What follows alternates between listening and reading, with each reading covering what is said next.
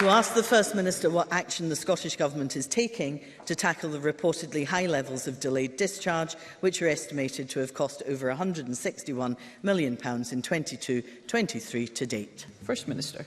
Earlier this year, we allocated an additional £8 million to support health and social care partnerships to secure extra provision of 300 interim care home beds.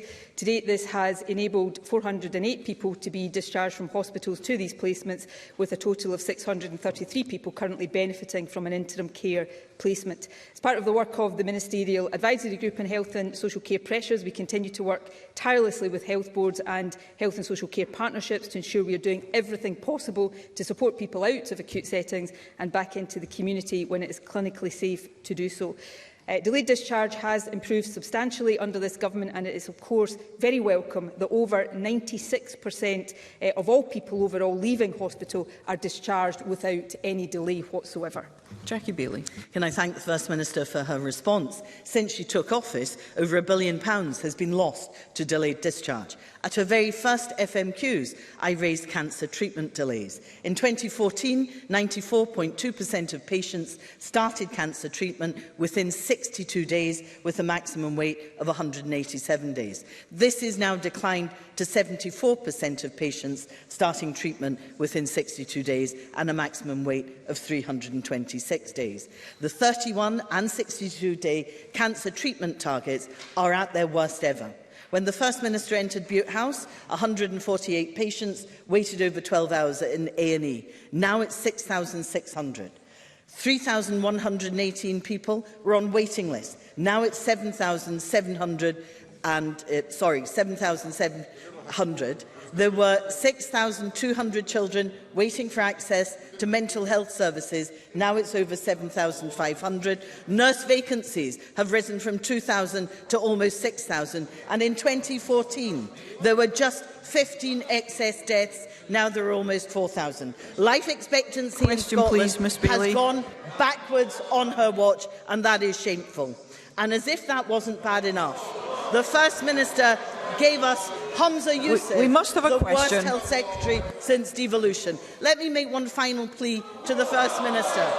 She gave a commitment 2 weeks ago to look into the case of 9-year-old Harvey Martin, who has scoliosis and urgently requires surgery. Desperate for help, Harvey sent the First Minister a video message and she has not yet replied. So before the First Minister leaves office, will she reply to Harvey and help him get the surgery he so desperately needs? First Minister.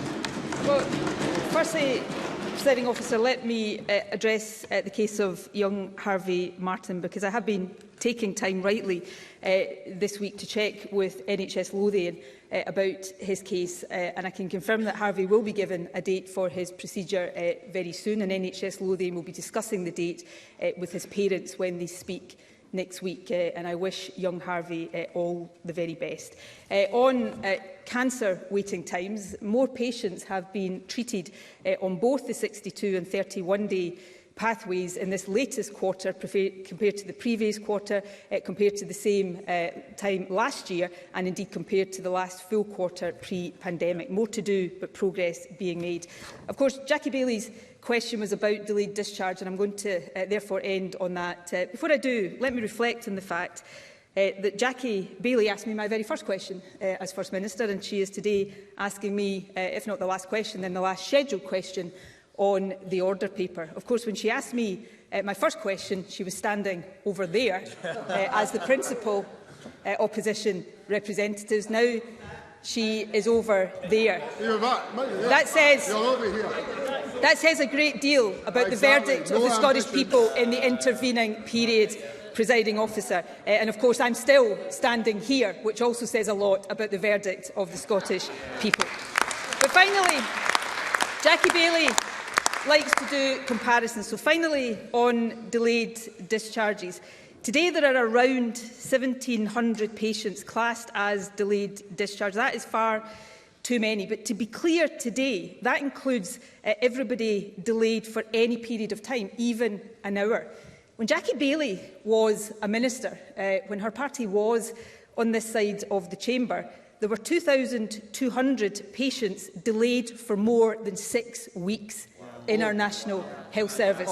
That represented more than 70% of all patients ready for discharge were delayed for more than 6 weeks when Jackie Baillie was last in government. Today, 96% of patients are delayed with no delay, are discharged with no delay whatsoever. More to do, Presiding Officer, but so much more, so much progress made since Jackie Baillie and her party were in office.